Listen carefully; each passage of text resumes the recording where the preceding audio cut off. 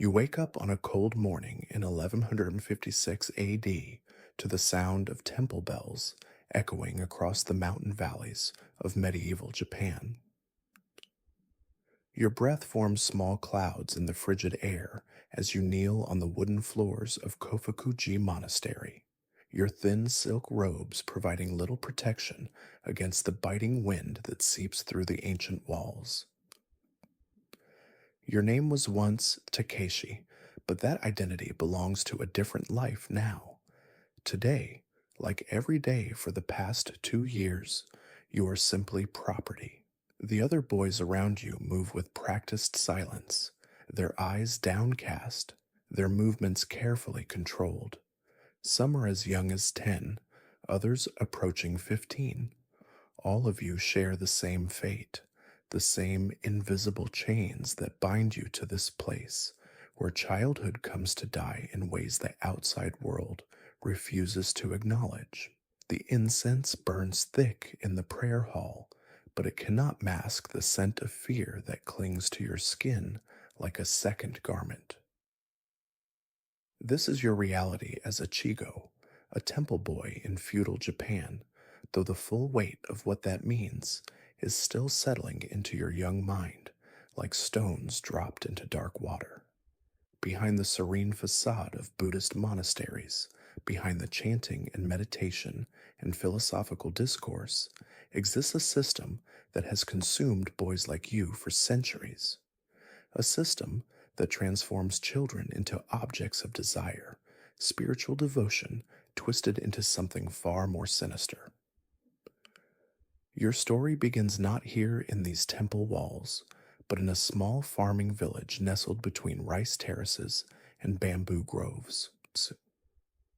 Your father was a tenant farmer who worked land owned by the local Buddhist monastery.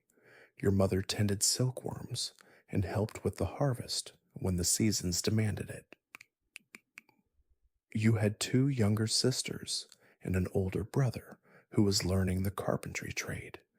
It was a simple life, but it was yours. Then came the drought that changed everything. The summer of 1154 brought week after week of merciless sun beating down on withered crops. The rice paddies, usually green and lush, turned brown and cracked like broken pottery. Wells that had sustained your village for generations began to run dry.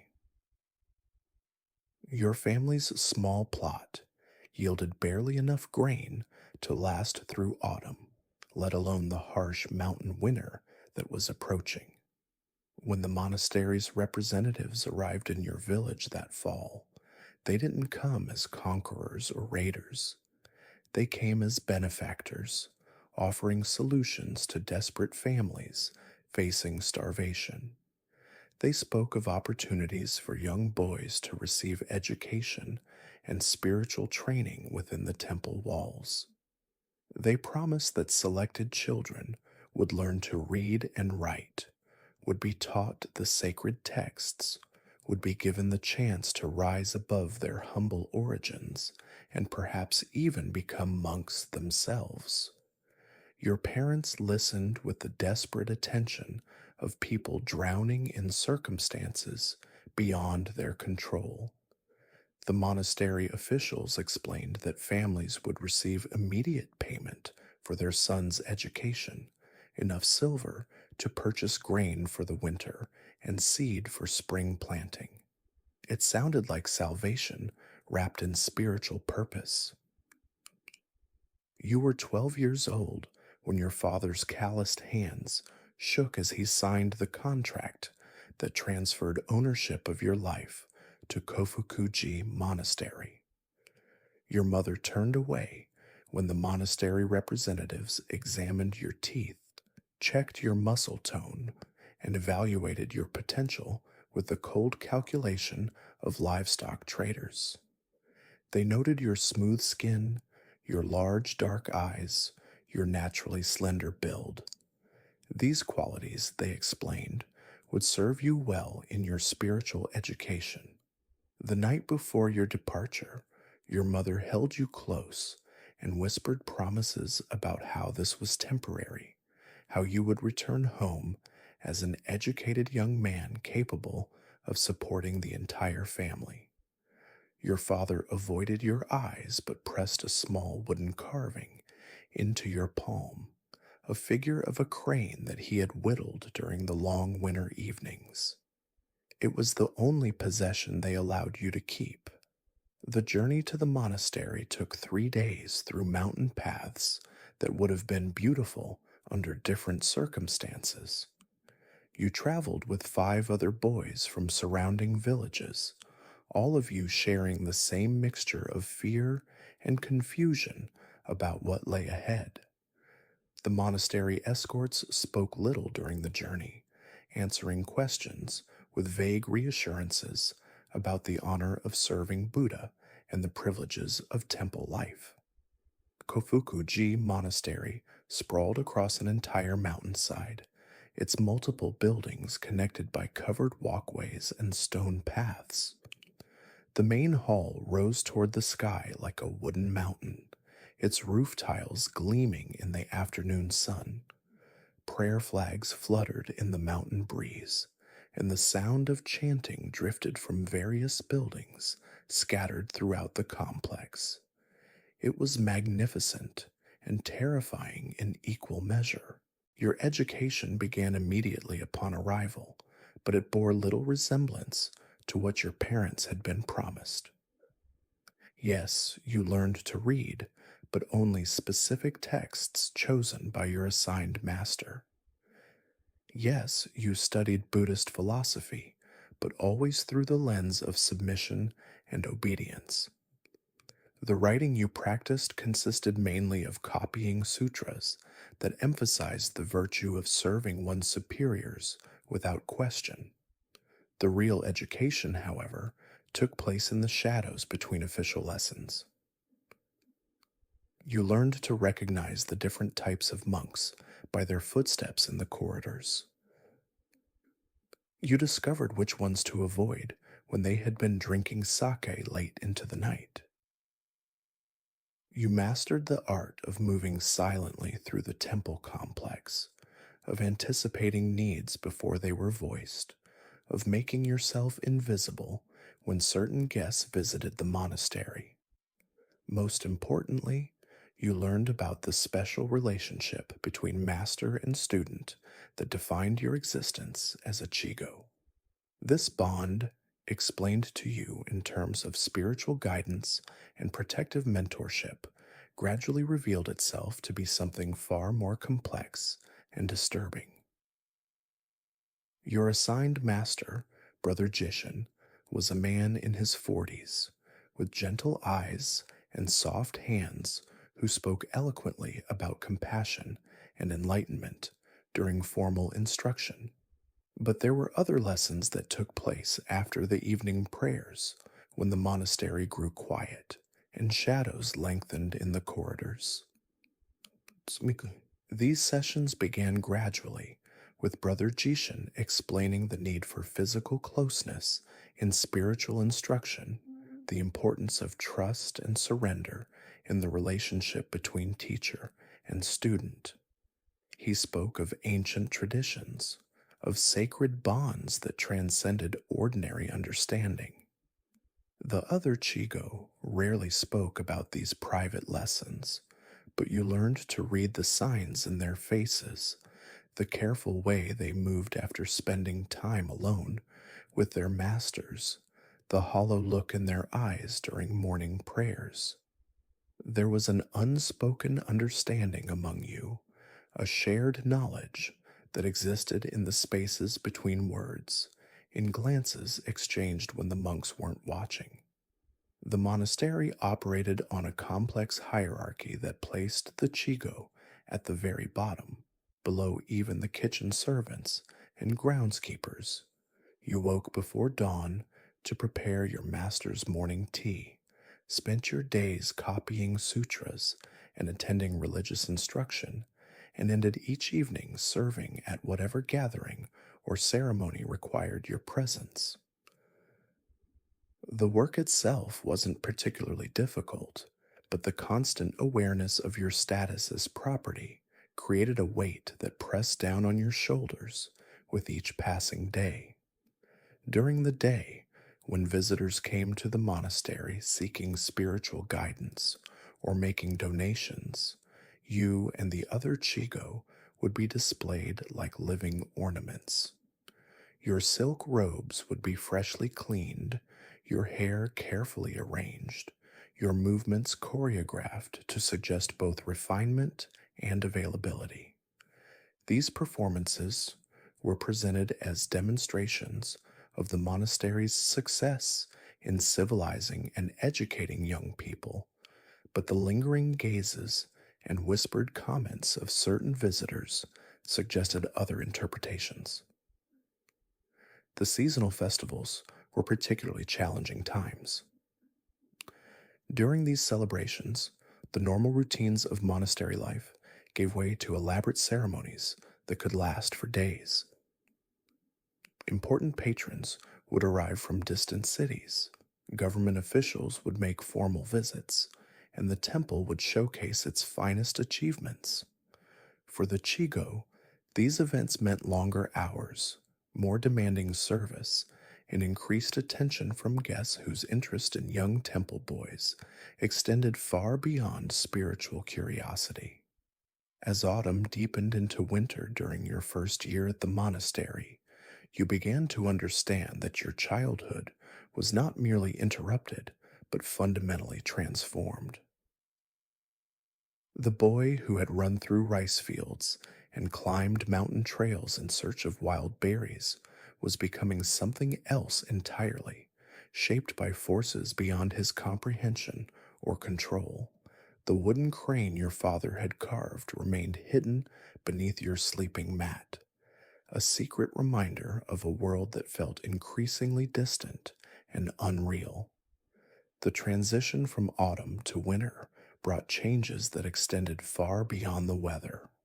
As snow began to accumulate on the monastery rooftops and ice formed along the stone pathways, you noticed shifts in the behavior of both monks and Chigo that filled you with a growing sense of dread.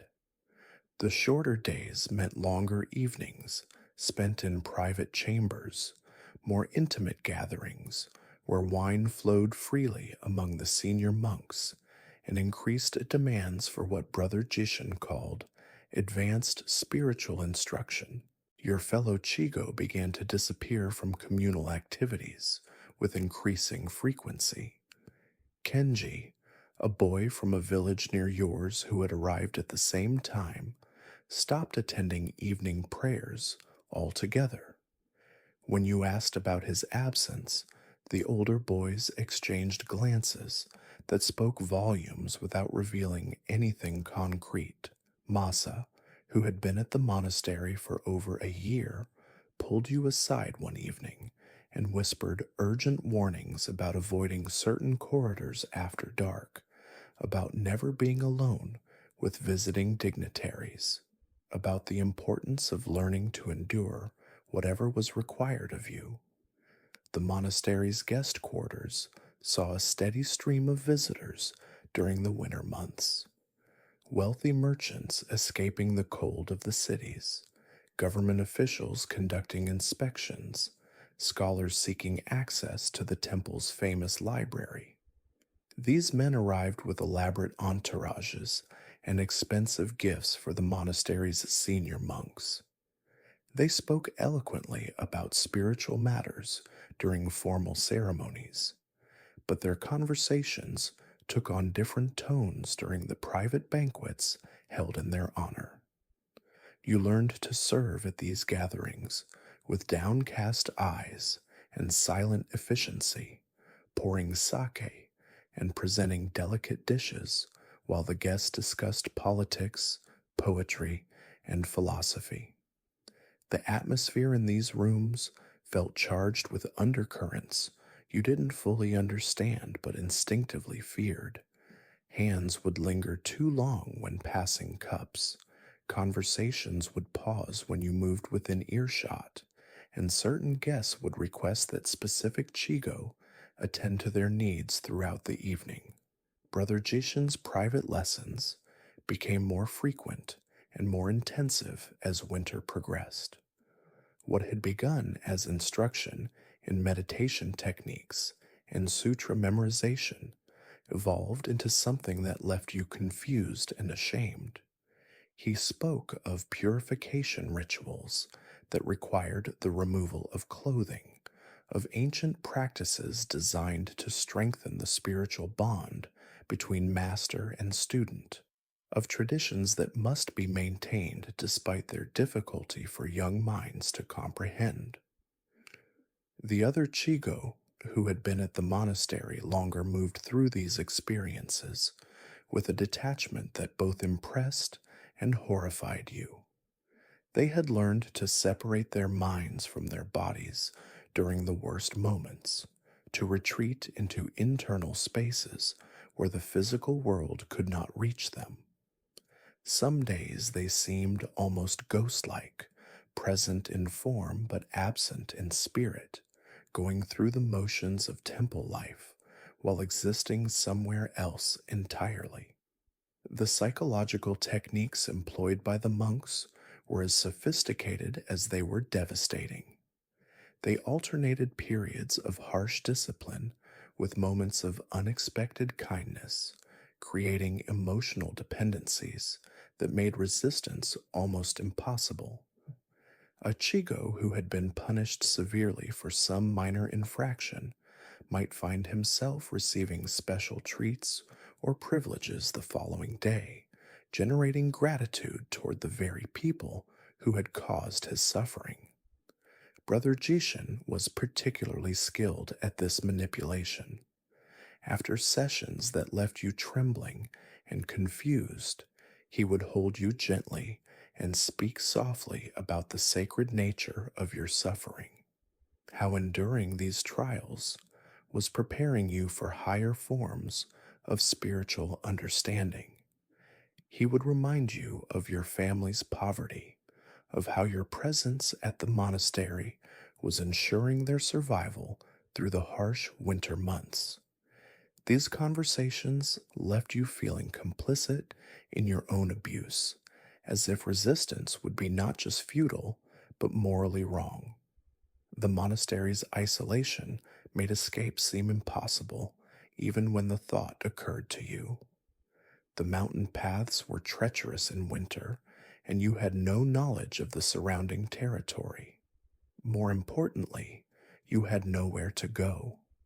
Your family had been paid for your service, and returning home would mean bringing shame and financial ruin upon them. The monks reminded you regularly of these realities, ensuring that even your fantasies of freedom remained tainted with guilt and practical impossibility. The other Chigo had developed their own methods of psychological survival. Some retreated into religious devotion, convincing themselves that their suffering had genuine spiritual value. Others cultivated a kind of bitter humor, finding ways to mock their captors through subtle gestures and shared glances that provided momentary relief from their powerlessness. A few simply numbed themselves to all sensation, moving through their days like living statues, animated only by the minimum requirements of survival.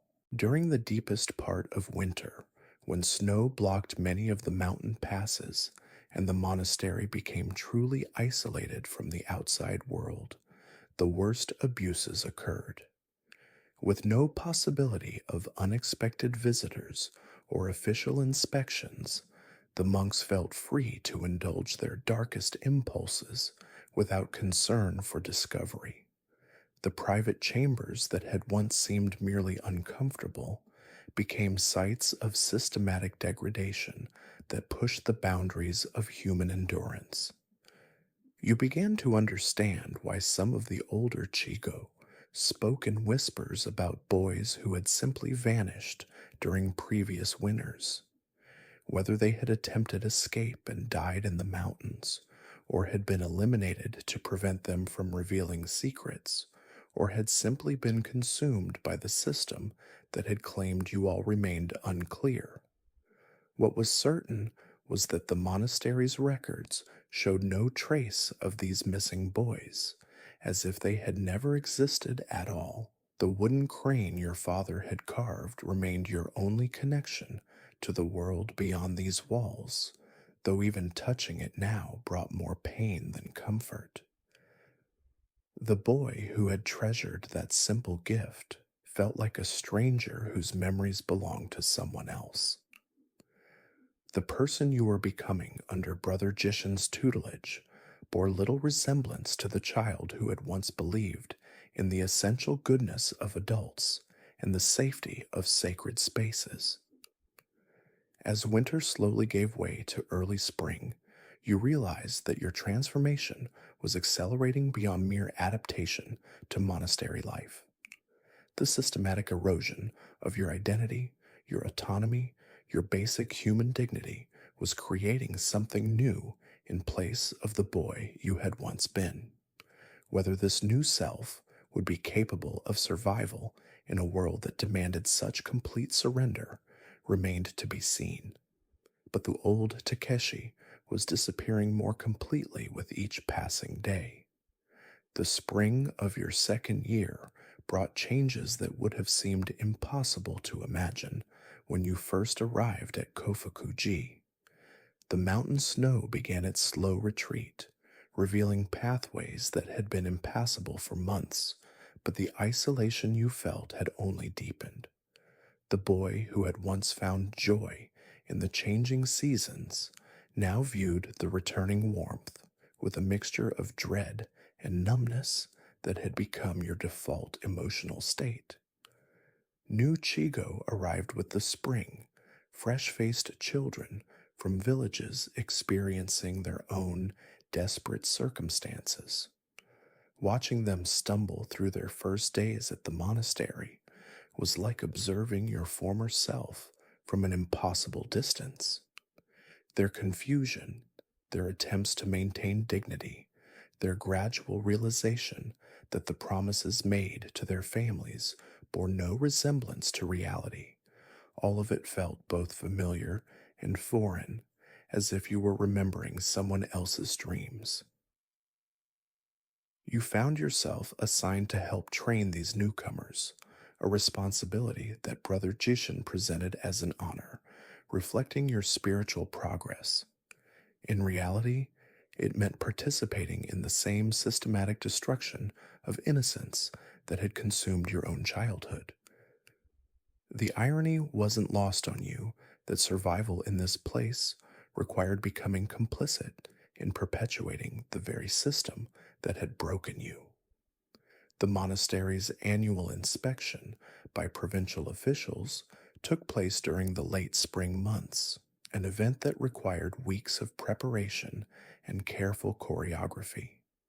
Suddenly, the Chigo were treated with unusual kindness, given better food, allowed more rest, and coached in responses to potential questions about their treatment and education.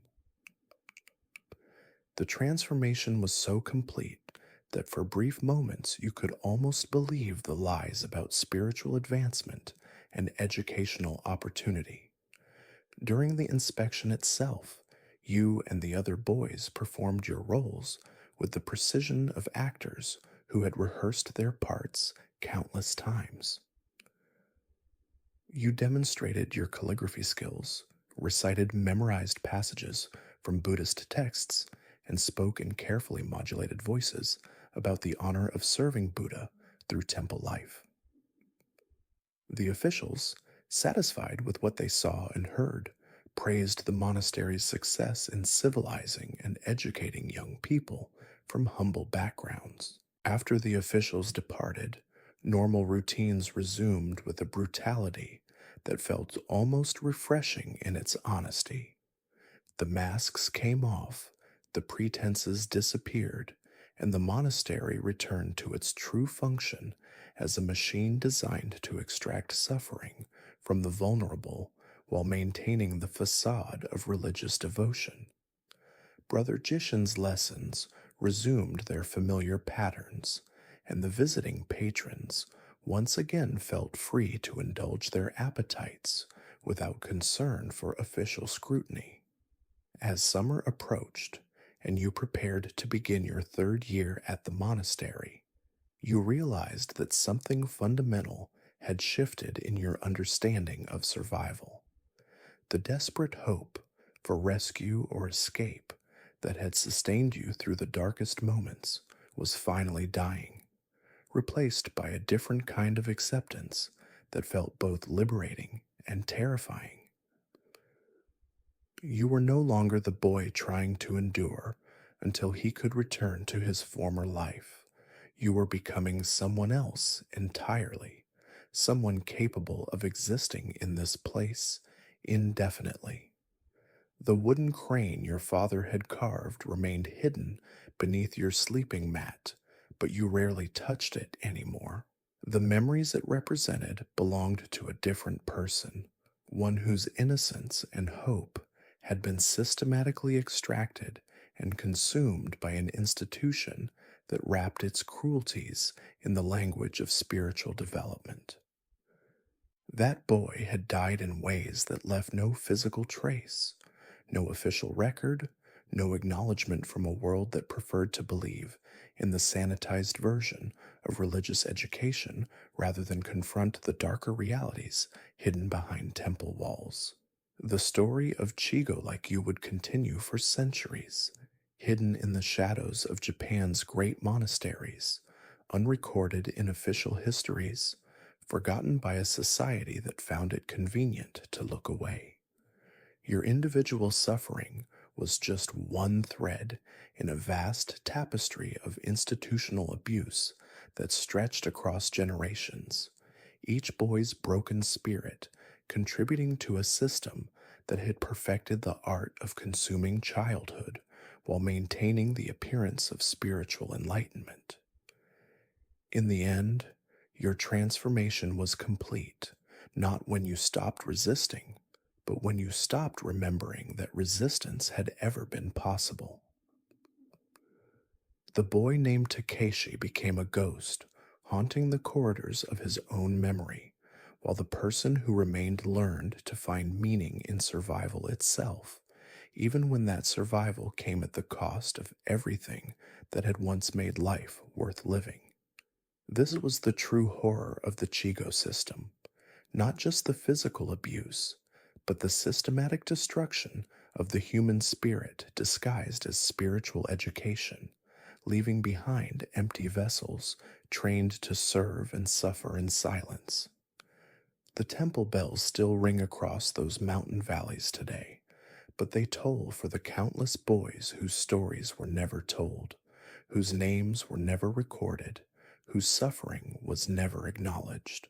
Their voices echo in the wind that moves through ancient wooden halls, a reminder that behind humanity's greatest achievements often lie its darkest secrets, hidden in plain sight by our collective willingness to believe comfortable lies rather than confront uncomfortable truths.